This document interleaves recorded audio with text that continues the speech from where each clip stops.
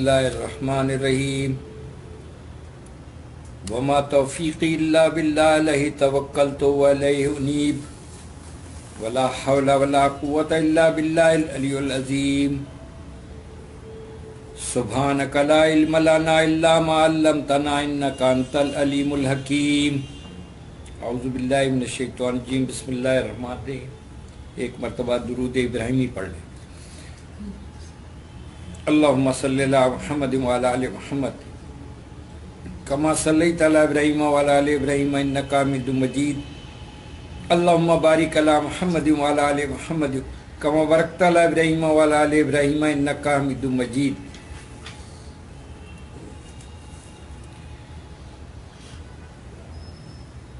حدیث پاک میں آتا ہے، قرآن مجید فرقان حمید میں اللہ تعالیٰ فرماتے ہیں، قرآن مجید میں ترجمہ مفہوم کچھ اس طرح سے کہ اللہ اور اس کے فرشتے آپ صلی اللہ علیہ وسلم پر درود و سلام بھیجتے ہیں. اے لوگوں جو ایمان لائے ہو، تم بھی آپ صلی اللہ علیہ وسلم پر سلام و درود بھیجا کرو. یہ حکم ہے قرآن میں. حدیث میں آتا ہے جو شخص بھی نبی کریم صلی اللہ علیہ وسلم پر ایک مرتبہ درود بھیجتا ہے، اللہ تعالیٰ اس پر 10 رحمتیں نازل فرماتے ہیں. یہ حدیث ہے مسند احمد کی اور اس کا نمبر ہے 6568 6568. یہی حدیث موطا امام مالک میں ہے اور دارمی میں موجود ہے.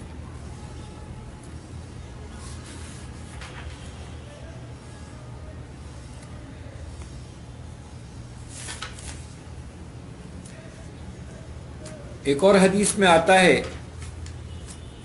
کہ نبی کریم صلی اللہ علیہ وسلم پر ایک مرتبہ درود بھیجنے سے اللہ تعالیٰ اس شخص کے 10 گناہ معاف فرما دیتا ہے. یہ حدیث ہے مسند احمد کی اور اس کا نمبر ہے 1221 12021. یہی حدیث صحیح ابن حبان، حاکم اور نسائی میں موجود ہے. وہاں 10 رحمتیں اور یہاں حدیث میں آ رہا ہے 10 گناہ معاف ہو جاتے ہیں.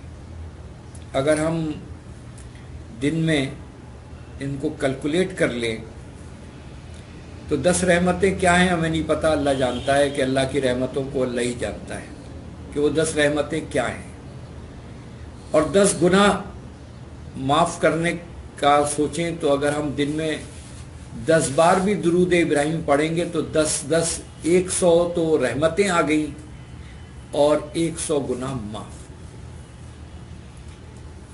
کثرت سے آپ صلی اللہ علیہ وسلم نے کثرت سے درود پاک پڑھنے کی تلقین کی ہے اور کثرت سے استغفار کرنے کی تلقین کی ہے. نبی کریم صلی اللہ علیہ وسلم نے ارشاد فرمایا، حقیقی بخیل وہ آدمی ہوتا ہے جس کے سامنے میرا ذکر کیا جائے اور وہ مجھ پر درود نہ پڑھے، نہ بھیجے. وہ ہے اصل میں حقیقی بخیل. یہ حدیث ہے مسند احمد کی اور اس کا نمبر ہے 1736 1736. اب یہ احادیث کی روشنی میں یہ بات سمجھ میں آ رہی ہے کہ یہ تو درود پاک تو ہے، دعا ہے، اور یہ ایسی دعا ہے کہ جس میں رحمتیں بھی ملتی ہیں اور گناہ بھی معاف ہوتے ہیں.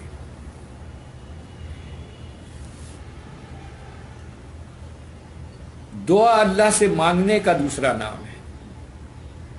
بندوں سے مانگنا ناپسندیدہ ہے اور اللہ سے نہ مانگنا ناپسندیدہ ہے. حضرت صدیق اکبر رضی اللہ تعالیٰ عنہ کی درخواست پر نبی کریم صلی اللہ علیہ وسلم نے انہیں نماز میں پڑھنے کے لیے کون سی دعا سکھائی؟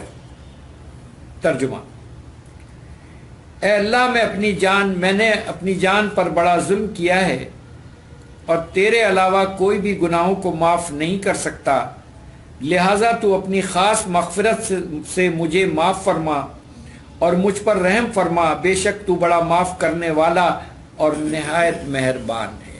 آمین. یہ حدیث ہے مسند احمد کی اور اس کا نمبر ہے 8. یہی حدیث صحیح بخاری، صحیح مسلم، ترمذی اور ابن ماجہ میں موجود ہے۔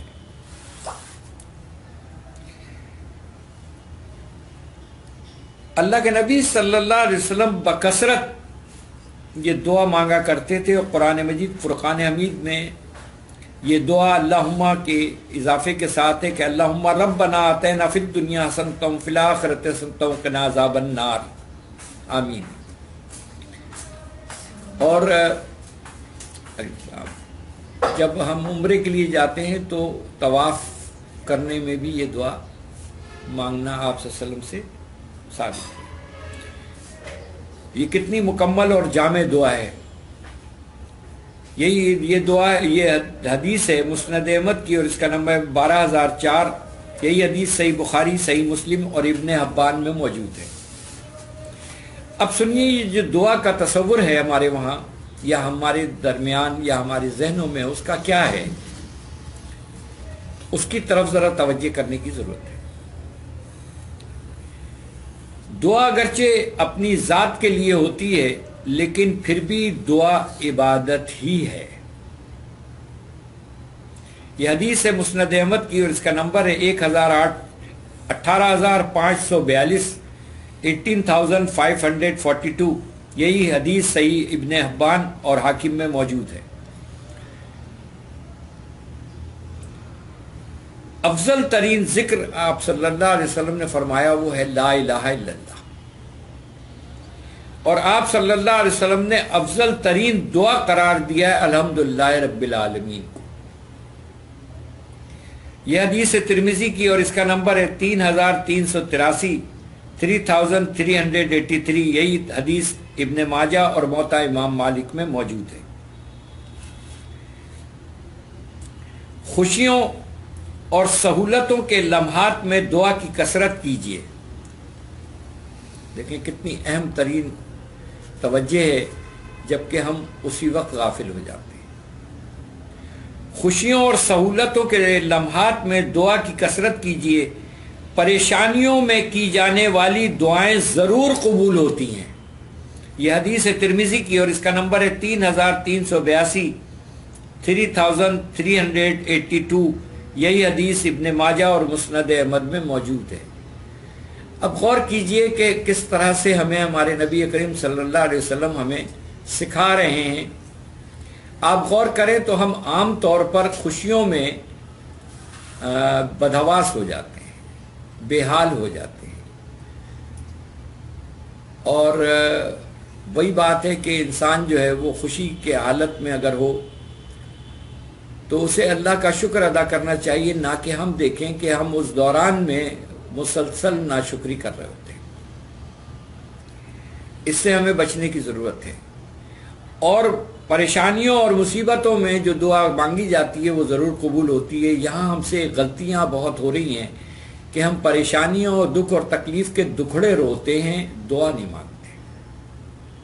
یعنی ہم اپنی پریشانیوں کی چغلی جو ہے وہ لوگوں سے کھا رہے ہیں، اور یہ چغلی اگر یوں سمجھا جائے کہ یہ اللہ کی چغلی ہے کہ اللہ نے ہم پر یہ مصیبتیں ڈالی ہیں، تو ہم اللہ کی چغلی اللہ کے بندوں سے کر رہے ہیں، اللہ کی بندیوں سے کر رہے ہیں، تو یہ کس قدر خوفناک صورتحال ہے۔ یہاں جو توجہ دلائی گئی ہے وہ یہ ہے کہ پریشانیوں میں،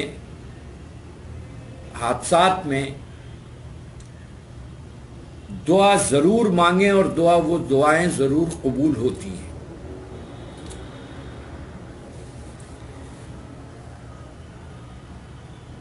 بے یقینی کی بات، یعنی اگر کوئی شخص یہ کہے کہ اس طرح دعا کرنا کیسا ہے کہ اللہ اگر تو چاہے تو میرا فلاں کام کر دے، عموماً ہم لوگ دعا میں یہ بات کرتے ہیں کہ اگر ایسا ہو جائے، اگر اللہ ایسا کر دے، اور آپ صلی اللہ علیہ وسلم نے فرمایا کہ اگر و مگر تو شیطان کا دروازہ کھولتا ہے۔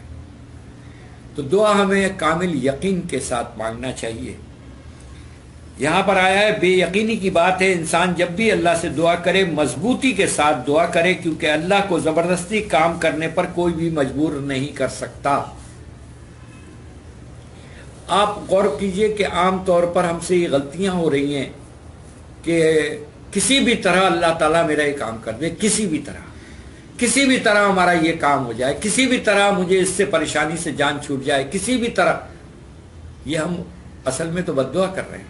کسی بھی طرح کا کیا مطلب ہے؟ تو ہمیں چاہیے کہ ہم دعاؤں میں بھی بہت احتیاط کریں مانگنے میں.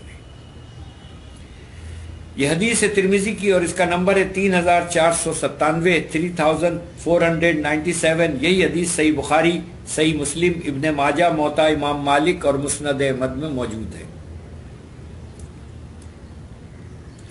انسان جلد بازی نہ کرے تو اس کی دعا ضرور قبول ہو. جلد بازی سے کیا مراد ہے؟ جلد بازی سے مراد یہ ہے کہ انسان یوں کہے کہ میں نے اتنی دعائیں کی لیکن وہ قبول نہیں ہوتی. یعنی ہم نے اللہ پر تہمت لگا دی، ہم نے اللہ پر الزام لگا دیا، ہم نے اللہ پر وہ بہتان باندھا کہ جس کا ہمیں علم نہیں ہے. اور عموماً ہم سے یہ آپ دیکھیں کہ جب گلہ شکوے ہوتے ہیں خواتین کے تو عموماً ہی وہ بات یہ کرتی آتی ہیں، پتہ نہیں کیا بات ہے، اللہ ہماری نہیں سنتا، استغفر اللہ، نعوذ باللہ، توبہ، معاذ اللہ. یہ قرآن مجید کی ایک آیت مبارکہ بلکہ ہر جگہ موجود ہے کہ اللہ سمیع و بصیر ہے. اور قرآن مجید فرقان حمید میں اللہ تعالیٰ فرماتا ہے اپنے نبی صلی اللہ علیہ وسلم سے، ترجمہ و مفہوم کچھ اس طرح سے ہے: اے اللہ کے نبی صلی اللہ علیہ وسلم، اگر میرے بندے اور بندیاں آپ سے پوچھیں کہ اللہ کہاں ہے تو ان سے فرما دیجئے کہ وہ تمہارے قریبی ہے، جو اسے پکارتا ہے وہ اس کی پکار کو سنتا ہے اور اس کو جواب دیتا ہے. اب ہم نے کیا کہا کہ اللہ تو ہماری سنتا ہی نہیں. استغفر اللہ ربی من کل ذنب واتوب الیہ.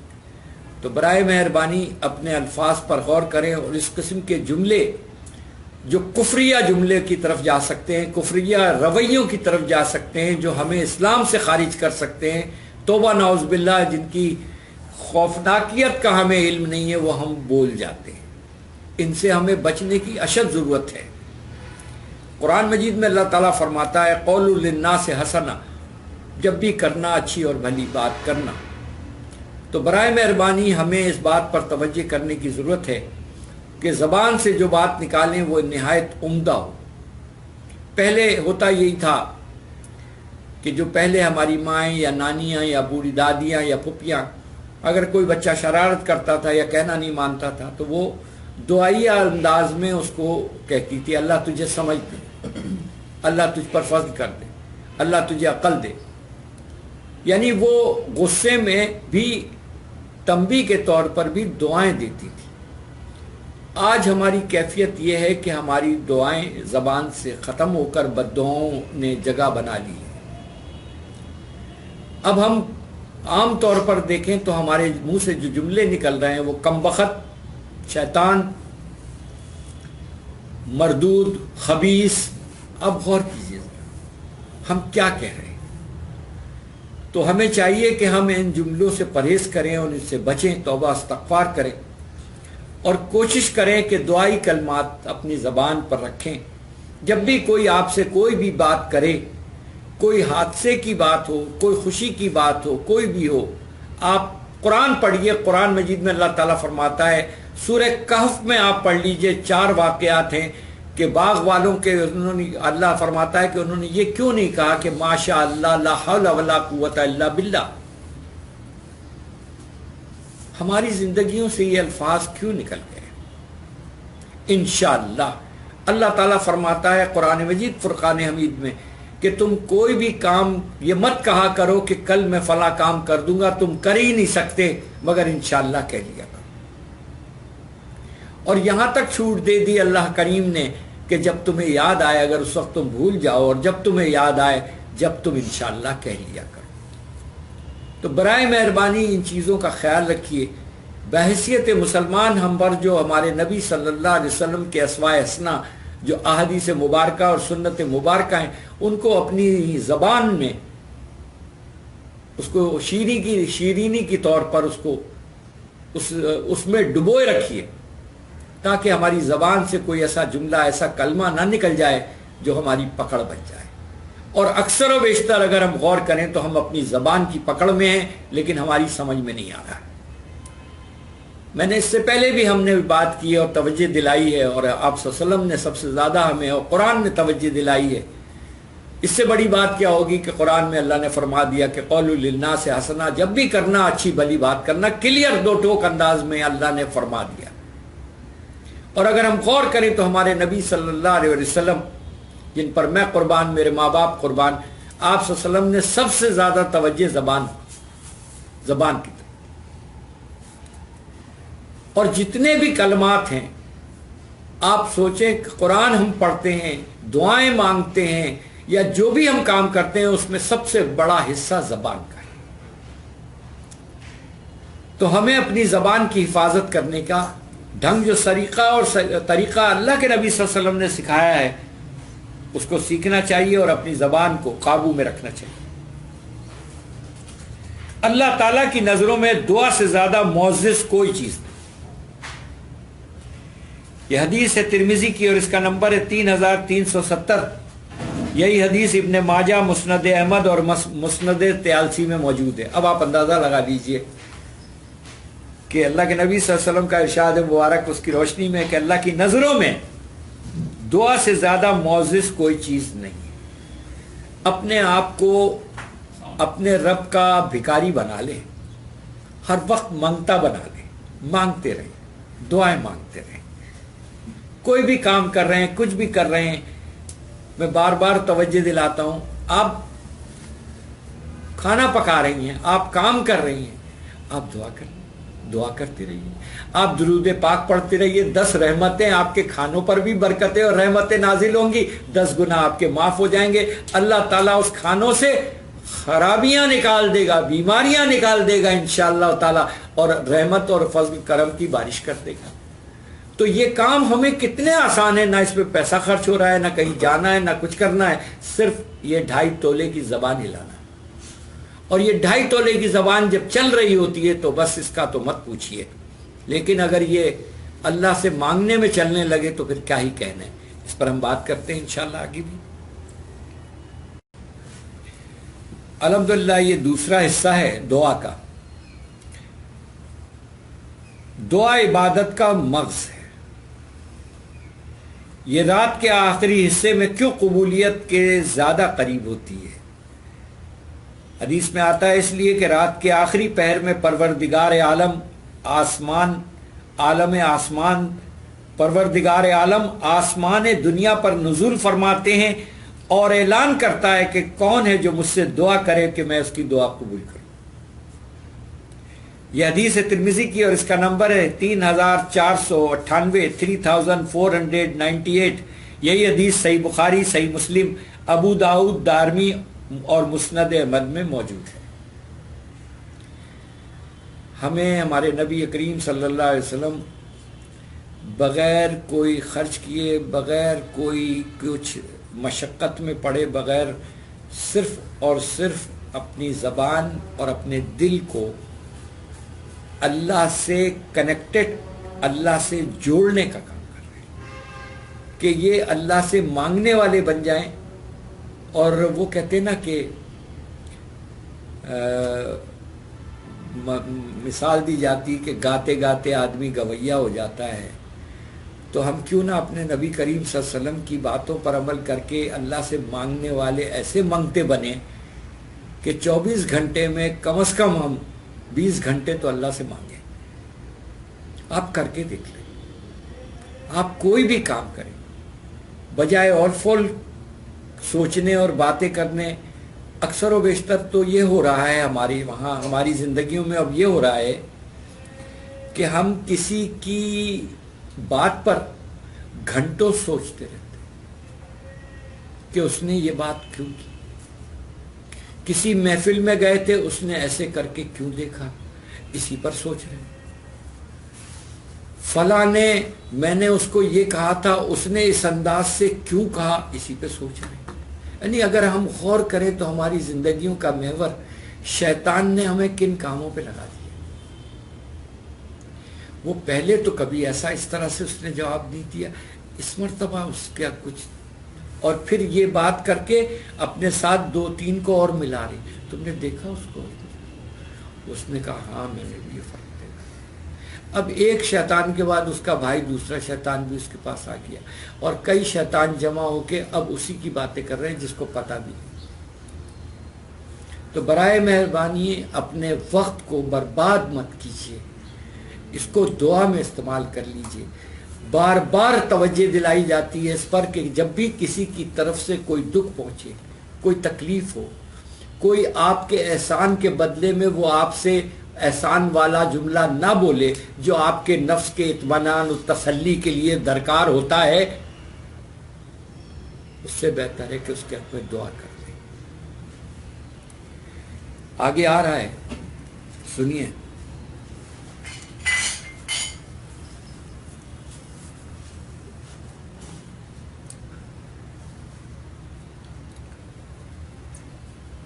وہ کون سے 3 آدمی ہیں جن کی دعائیں ہر حال میں قبول ہوتی ہیں؟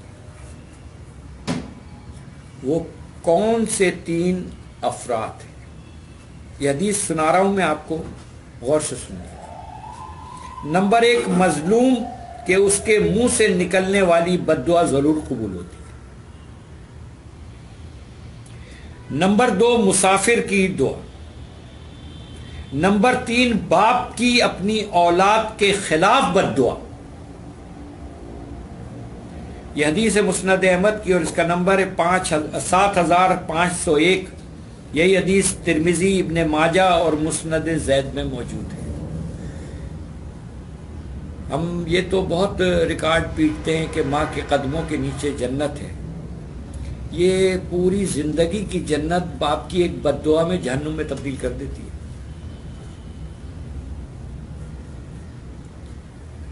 یہاں کلیئر اور دو ٹوک انداز میں حدیث میں آ گیا ہے کہ مظلوم کی بد دعا سے اور اس کی آہ سے بچو، اور مظلوم کوئی بھی ہو سکتا ہے، کوئی بھی ہو سکتا ہے،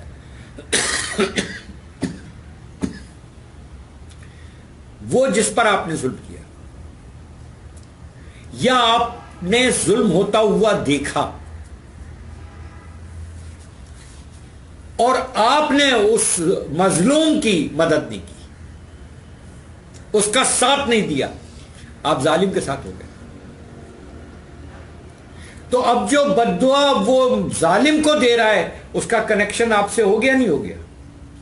جی ذرا غور کیجیے۔ لیکن اگر آپ نے مظلوم کا حق کا ساتھ دیا تو اس وقت وہ دعا نہ دے، لیکن اللہ تو دیکھ رہا ہے کہ اس نے مظلوم کا ساتھ دیا، اور یہ ہمارے نبی صلی اللہ علیہ وسلم نے یہ فرما دیا ہے، اور یہاں تک فرما دیا ہے کہ ظالم کو بھی ساتھ دو۔ تو صحابہ نے پوچھا کہ اللہ کے نبی صلی اللہ علیہ وسلم، مظلوم کا تو حمایت کرنا اور ساتھ دینا ہے، ظالم کا کیا کریں؟ کہا اس کو ظلم سے روک کر۔ یہ بھی ہم پر فرض ہے کہ جو کر رہا ہے ظلم، ہم کیا کر رہے ہوتے ہیں؟ چل چلو ہٹو ہٹو ہٹو، ہمارا اس سے کیا تعلق؟ آپ اندازہ لگائیے کہ ہماری کیفیتیں کیا ہو گئی۔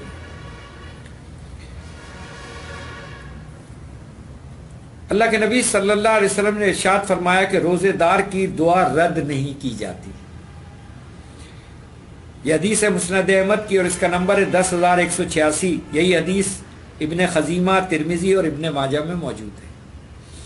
اب غور کیجئے کہ ہمیں ہمارے نبی صلی اللہ علیہ وسلم نے دعا کی قبولیت کے اوقات، کیفیت اور تمام تر بتا دی ہیں چیزیں۔ پھر ہمیں یہ بھی بتا دیا آپ صلی اللہ علیہ وسلم نے کہ جب اذان ہو اور تم قرآن مجید پڑھ رہے ہو تو قرآن مجید کو بند کر دو اور اذان سنو، اور بہتر یہ ہے کہ اذان کا جواب دو۔ اور آپ صلی اللہ علیہ وسلم کے ارشاد کے مطابق کہ جس نے اذان کے بعد وہ دعا مانگی جو ہم مانگتے ہیں آپ صلی اللہ علیہ وسلم کے لیے کہ اللہ تعالیٰ ہمارے نبی صلی اللہ علیہ وسلم کو وسیلہ، فضیلت و بلند درجہ عطا فرما اور ان کو اس مقام محمود پر پہنچا دے جس کا تو نے ان سے وعدہ فرمایا ہے، اور قیامت کے روز ہم کو ان کی شفاعت سے بہرہ مند فرما۔ کہ روایت میں آتا ہے جو شخص یہ دعا مانگے گا آپ صلی اللہ علیہ وسلم اس کی شفاعت فرمائیں گے۔ آپ بتائیے کہ ان قیمتی لمحات کو ہم ضائع کر رہے ہیں، ہم برباد کر رہے ہیں۔ آپ صلی اللہ علیہ وسلم کے ارشاد کے مطابق کہ اذان اور اقامت یعنی جب نماز جماعت کی کھڑی ہوتی ہے اس کے درمیان کی جانے والی دعا اللہ رد نہیں کرتے. اب مجھے بتائیے کہ جو آپ صلی اللہ علیہ وسلم نے ہمیں بتا دیا اللہ کے وہاں وہی ویلڈ ہے, وہی وقت, وہی ٹائم, وہی چیز. آپ نے تو دعائیں بھی بتا دی کہ دعائیں کون سی کرنا چاہیے, کیسی کرنی چاہیے. اب وہ تو چھوڑ دی ہم نے, وہ تو نہیں کر رہے. ہم کیا کر رہے ہیں؟ آیت کریمہ کا ورد 1,00,000 مرتبہ. آپ صلی اللہ علیہ وسلم نے کب بتایا؟ کب بتایا؟ ہم وہ کام کر رہے ہیں جو آپ صلی اللہ علیہ وسلم نے نہیں بتایا. وہ قبول ہوگا؟ نہیں ہوگا, کیونکہ یہ قرآن میں اللہ نے اعلان کر دیا ہے کہ جو اللہ کے نبی صلی اللہ علیہ وسلم تمہیں دے دیں وہ لے لو, اور جس سے روک دیں اس سے رک جاؤ. اب جو نبی کریم صلی اللہ علیہ وسلم نے باتیں بتائی ہیں, جو دعائیں بتائی ہیں, ہمیں وہ مانگ, اسی میں ہمارے لیے خیر ہے. اس کے علاوہ بھی دعائیں مانگ کوئی منع نہیں ہے, لیکن اپنی طرف سے اختراع کر کے ایک بدعت پیدا کر کے اور یہ سوچنا کہ یہ کرنے سے یہ ہوگا, امپاسبل. اللہ کے وہاں قبول نہیں ہے اس کا, آپ چاہے کچھ کر لیں. یہ کلیئر ہے. یہ ہمارے وہاں جو مروجہ اور معروف طریقہ ایک ہو گیا ہے کہ آیت کریمہ بہت سارے لوگوں کو پکڑ کے محلے کی عورتوں کو بٹھا لیا, بچوں کو مدرسے, اور آیت کریمہ, یہ کیا مذاق بنایا ہوا ہے؟ بچیں ان چیزوں سے. جو آپ صلی اللہ علیہ وسلم نے جو چیزیں بتائی ہیں اور جو طریقہ بتایا ہے, جو ترکیب بتائی ہے, جو ترتیب بتائی, وہی اسی کو اپنائیں گے تو ہی فلاح, ورنہ اللہ کے وہاں اس کی قبولیت ہے ہی نہیں. یہ بالکل ایسے ہی سمجھ لیجئے کہ اگر آپ کا یا میرا, ہم جانتے ہیں انرولمنٹ کارڈ, ایڈمٹ کارڈ جب تک بورڈ آفس کی مہر کے ساتھ نہیں ہوگا امتحان میں بیٹھ سکتے ہیں جی. بس یہ سمجھ لیجئے کہ ایڈمٹ کارڈ, انرولمنٹ کارڈ جب تک کوئی اس پہ مہر محمد عربی صلی اللہ علیہ وسلم کی نہیں ہوگی, اللہ کے وہاں ویلڈ ہی نہیں ہے, قبول ہی نہیں ہوگا. آپ چاہے کچھ بھی کرتے رہیے.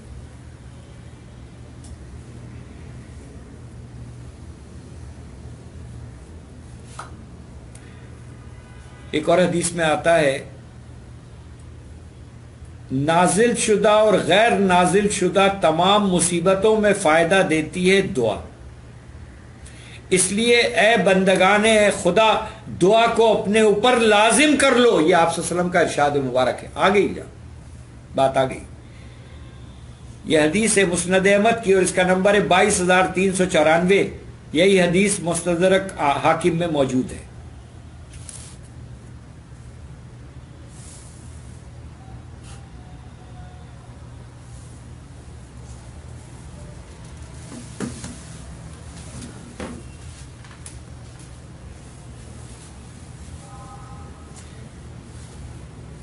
کسی کے پیٹھ پیچھے یعنی کسی کی غیر موجودگی میں, کسی بھی فرد کی غیر موجودگی میں اس کے حق میں دعا کرنے والے کو کیا فائدہ ہوتا ہے؟ حدیث میں آتا ہے اس کے سر کے پاس ایک فرشتہ کھڑا ہوتا ہے جو اس کی دعا پر آمین کہتا ہے, اور پھر یہ بھی کہتا ہے کہ یہ بھی کہ تجھے بھی یہ چیز ملے جو تو نے اپنے بھائی کے حق میں دعا میں مانگی ہے. فرشتہ کہتا ہے دعا کر کے کہ اللہ اس کو یہ بھی عطا کر دے جو یہ اپنے بھائی کے لیے مانگ رہا ہے, یہ چیز ملے. نیز یہ کہ اس کی دعا ضرور قبول ہوتی ہے. فرشتہ ہے. یہ حدیث ہے صحیح مسلم کی اور اس کا نمبر ہے 6,927 سے لے کر 6,931 تک. یہی حدیث ابو داؤد, ترمذی اور موطا امام مالک میں موجود ہے. آپ بتائیے کتنی آسان سی ترکیب ہے اپنی دعائیں قبول کروانے کی کہ کسی اور کے لیے آپ دعا کریں. جتنی ہم غیبتیں کرتے ہیں اتنی دعائیں کر لیں, اپنی غیبتوں کو کنورٹ کر دیں دعاؤں میں, تو زیادہ بہتر و مناسب نہیں ہوگا. تو ہم اس سے بھی بچ جائیں گے, مردہ بھائی کا گوشت کھانے سے بھی بچ جائیں گے, اور دعا ہمارے وہ فرشتہ کرے گا تو اللہ کے نبی صلی اللہ علیہ وسلم فرمایا ہے کہ وہ تو قبول ہوگی.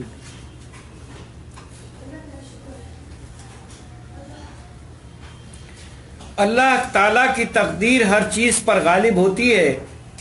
کیا اس تقدیر کو بھی کوئی چیز ٹال سکتی ہے؟ حدیث میں آتا ہے تقدیر کو کوئی چیز ٹال نہیں سکتی سوائے دعا کے. اللہ اکبر. یہ حدیث ہے ترمذی کی اور اس کا نمبر ہے 2139 2139. یہی حدیث ابن ماجہ اور مسند احمد میں موجود ہے. سب سے زیادہ تیزی کے ساتھ کون سی دعا قبول ہوتی ہے؟ جو ایک مسلمان اپنے دوسرے مسلمان بھائی کے حق میں اس کے پیٹھ پیچھے دعا اس کے لیے کرتا ہے، سب سے تیزی کے ساتھ وہ دعا قبول ہوتی ہے جو ابھی ہم نے پڑھا ہے. یہ حدیث ہے ابو داؤد کی اور اس کا نمبر ہے 1535 1535. یہی حدیث مسند احمد میں موجود ہے. اب کس طرح سے میرے نبی ایک ایک بات ایک ایک چیز ہمیں کھول کھول کر سکھا رہے ہیں، سمجھا رہے ہیں.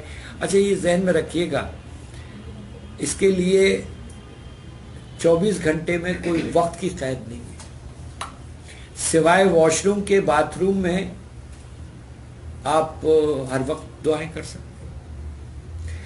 آپ آٹا گوندنے جا رہی ہیں، آپ کہیے اللہ تعالیٰ میں آٹا گوندنے جا رہی ہوں، اس میں تو خیر و برکت ڈال دیں. اے اللہ اس میں موجود تمام بیماریوں اور وائرس کو نکال دے تاکہ ہمیں ماسک نہ پہننا پڑے.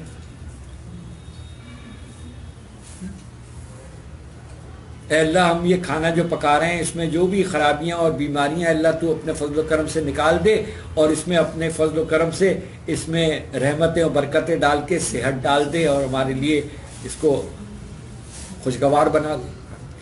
کیا جا رہا ہے اس میں؟ کچھ جا رہا ہے اس میں، لیکن ہمیں نہ سکھایا جا رہا ہے، نہ بتایا جا رہا ہے، نہ سمجھایا جا رہا ہے، تو عمل کہاں سے کریں گے؟